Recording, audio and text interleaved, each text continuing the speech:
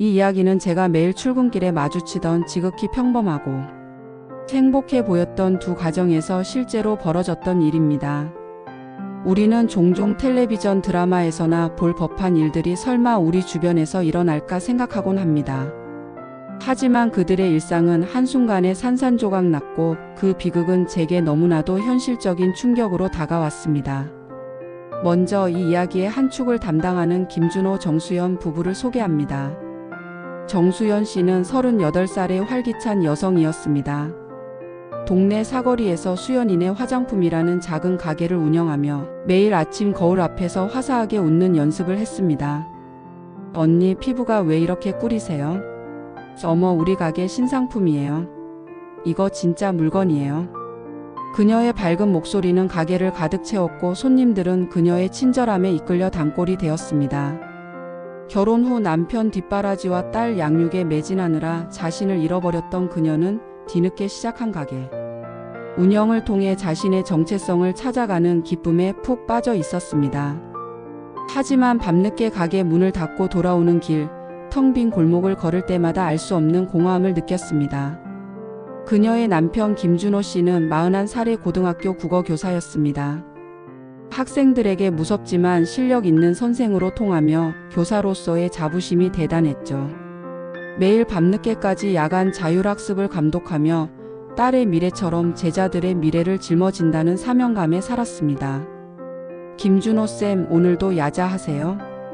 그럼 3학년 담임이잖아. 대학 보내야지. 그는 무뚝뚝했지만 속정 깊은 가장이었습니다. 하지만 때때로 교무실에 홀로 앉아 있을 때 그는 자신이 무엇을 위해 이렇게 사는지 알 수 없었습니다. 가족을 위해 모든 것을 바친다고 생각했지만 정작 가족과 깊은 대화를 나눈 지는 오래되었습니다. 이 두 사람에게는 중학교 2학년 딸 하나가 있었는데 둘의 바쁜 삶 속에서 하나는 늘 혼자였습니다. 늦게까지 학원에 있다 돌아오면 엄마는 이미 잠들었거나 가게 일을 하고 있었고 아빠는 교사라는 직업 때문에 집에 없기 일쑤였습니다. 이 이야기의 또 다른 축을 담당하는 박성민, 이미진 부부는 겉으로 보기에 더할 나위 없이 행복해 보였습니다. 박성민 씨는 43살의 성민이네 갈비찜 사장님이었습니다. 그는 새벽부터 밤늦게까지 일만 하는 전형적인 자영업자였습니다. 팔뚝에 굵게 자리 잡은 힘줄과 기름때가 묻은 앞치마는 그의 고단한 삶을 고스란히 보여주었습니다. 가족을 위해 돈을 버는 것이 가장의 의무라고 굳게 믿었기에 뼈 빠지게 일하는 것이 행복의 증표라고 여겼죠. 그는 늘 가족을 위해 희생하고 있다고 생각했지만 가족은 그의 부재에 익숙해져 갔습니다.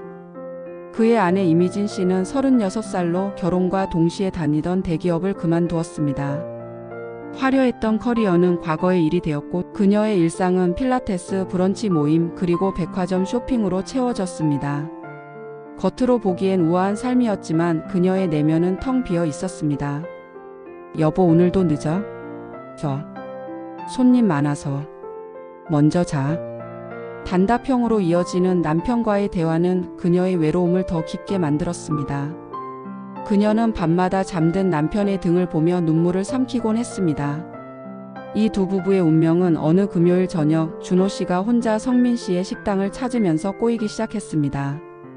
준호 씨는 늘 부인과 함께 오던 단골이었기에 혼자 온 그를 본 미진 씨는 혼자 기다리시기 심심하실 텐데라며 그의 맞은편에 앉았습니다.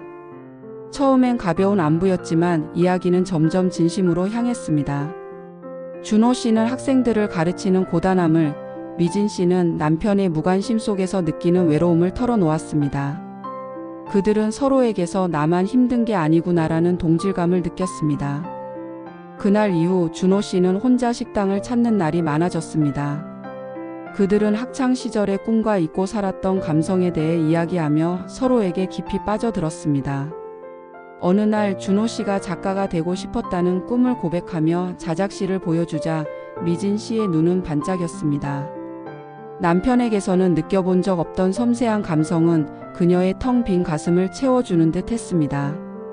두 사람의 위태로운 관계는 3월의 어느 봄날에 결정적인 선을 넘었습니다. 준호 씨가 학교 상담을 마치고 늦게 식당에 들렀을 때 피곤해 지친 그의 모습에 미진 씨는 조심스럽게 그의 손을 잡으며 힘내라는 위로를 건넸습니다. 그 짧은 접촉은 두 사람의 마음을 흔들었고 그날 밤부터 서로에게 쏟아지는 메시지는 그들의 이성을 마비시켰습니다. 오늘 정말 힘들었는데 미진 씨 덕분에 견딜 수 있었어요. 선생님과 있으면 제 자신이 살아있는 것 같아요. 메시지로 오고 간 감정들은 현실의 벽을 허물었고 4월 중순 두 사람은 처음으로 밖에서 만났습니다. 미술관에서 함께 그림을 보고 카페에 앉아 이야기를 나누는 동안 그들은 서로에게서 진정한 행복을 찾는 것처럼 보였습니다. 그리고 5월의 어느 날 그들은 끝내 돌이킬 수 없는 선을 넘고 말았습니다. 하지만 그들의 행복 뒤에는 불안한 그림자가 드리워지고 있었습니다. 수연 씨는 남편의 달라진 행동을 눈치채기 시작했습니다. 밤늦게까지 핸드폰을 손에서 놓지 못하고 늘 잠들기 전 뒤집어 놓는 행동, 차 안에서 풍기는 낯선 향수 냄새, 그리고 조수석에 떨어져 있던 긴 머리카락 한 올까지. 그녀의 마음속에는 의심과 불안이 씨앗처럼 자라났습니다. 6월의 어느 날 새벽, 불안감에 잠 못 이루던 수연 씨는 결국 잠든 남편의 핸드폰을 몰래 열었습니다. 오늘 정말 행복했어요. 미진 씨가 제 삶의 유일한 기쁨이에요. 미진? 그 식당 사모님이잖아. 그녀의 손은 주체할 수 없을 만큼 떨렸습니다. 다음 날 수연 씨는 가게 문을 일찍 닫고 남편을 미행했습니다. 퇴근 후 카페로 들어가는 남편을 따라가자 그곳에는 미진 씨가 앉아 있었습니다. 창밖에서 두 사람이 손을 잡고 행복하게 웃는 모습을 본 수연 씨는 그 자리에서 주저앉고 말았습니다. 수연 씨의 분노는 망설임 없이 성민 씨의 식당으로 향했습니다. 사장님, 당장 얘기 좀 해요. 갑자기 나타나 사모님을 찾는 수연 씨에게 성민 씨는 영문을 몰랐습니다. 수연 씨가 핸드폰 사진을 보여주자 성민 씨의 얼굴은 하얗게 질렸습니다. 우리 남편이랑 사장님 부인이 지금 저기 있어요. 오늘이 처음도 아니고요. 성민 씨는 차마 믿기 힘든 현실에 절망하며 사진을 움켜쥐었습니다. 두 사람은 함께 카페로 향했습니다. 네 사람이 마주 선 순간 카페의 시끄러운 소음마저 멈춘 것처럼 느껴졌습니다. 밖으로 나온 성민 씨는 분노를 터뜨렸고 미진 씨는 자신에게 무관심했던 남편 탓이라며 뻔뻔하게 맞섰습니다. 수연 씨는 12년 동안 쌓아온 신뢰가 한순간에 무너지는 것을 보며 처절하게 울부짖었습니다. 힘들었다고? 나는 안 힘들었을 것 같아. 준호 씨는 차마 고개를 들지 못했습니다. 그날 밤 두 가정은 풍비박산이 났습니다. 수연 씨는 짐을 싸서 친정으로 향했고 성민 씨는 주방에 주저앉아 밤새 술을 마셨습니다. 다음 날 수연 씨는 이혼을 결심하고 변호사를 찾아갔습니다. 성민 씨는 복수심에 준호 씨를 학교에 알리겠다고 했고 미진 씨는 남편에게 이혼해 달라며 애원했습니다. 소문은 순식간에 동네에 퍼졌습니다. 준호 씨는 학생들에게 존경받던 교사에서 한순간에 불륜 교사로 낙인 찍혔고 수연 씨는 동네 사람들의 동정 섞인 시선 속에서 고통받았습니다. 하지만 그녀는 딸 하나를 위해 버텨야만 했습니다. 엄마 아빠는? 아빠는 좀 바빠서 못 와. 아빠 보고 싶어. 수연 씨는 딸의 말에 가슴이 찢어지는 듯한 고통을 느끼며 울음을 참았습니다. 2달 후 준호 씨와 미진 씨는 여전히 만났지만 그들의 사랑은 점점 희미해졌습니다. 처음의 설렘은 불안과 죄책감으로 바뀌었고 서로를 향한 달콤한 말들은 현실적인 문제에 부딪혀 무기력해졌습니다. 선생님, 학교는 괜찮아요? 힘들어요. 다음 학기에 전근 갈 것 같아요.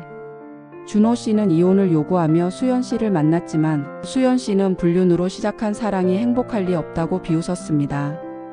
또한 딸 하나의 존재는 그에게 거대한 죄책감으로 다가왔습니다. 미진 씨 역시 남편이 이혼을 거부하고 손해배상까지 청구하자 그들의 사랑이 너무나도 위태롭다는 것을 깨달았습니다.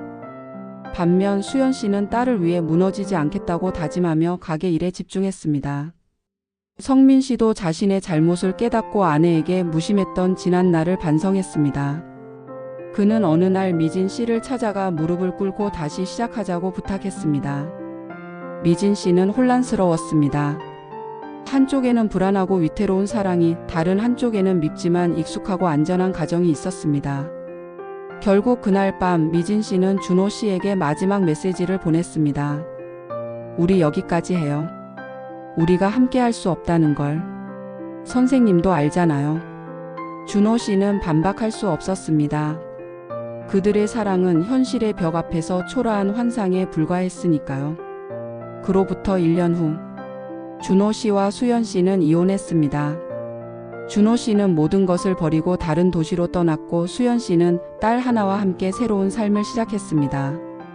그녀는 여전히 힘들었지만 예전과는 달리 자신의 삶을 스스로 개척하며 딸에게 떳떳한 엄마가 되려 노력했습니다. 성민 씨와 미진 씨는 이혼하지 않았지만 그들의 관계는 예전으로 돌아가지 못했습니다. 한번 깨진 신뢰는 쉽사리 회복되지 않았고 서로의 마음속에는 지울 수 없는 상처가 남았습니다. 이 이야기는 잠시의 외로움이 평생의 후회로 남을 수 있다는 것을 보여줍니다. 어쩌면 그들의 불행은 서로에게 무관심했던 작은 틈에서 시작되었는지도 모릅니다. 행복한 가정은 저절로 만들어지는 것이 아니라 끊임없이 서로에게 관심을 기울이고 대화하며 지켜나가는 것임을 깨닫게 해주는 이야기였습니다.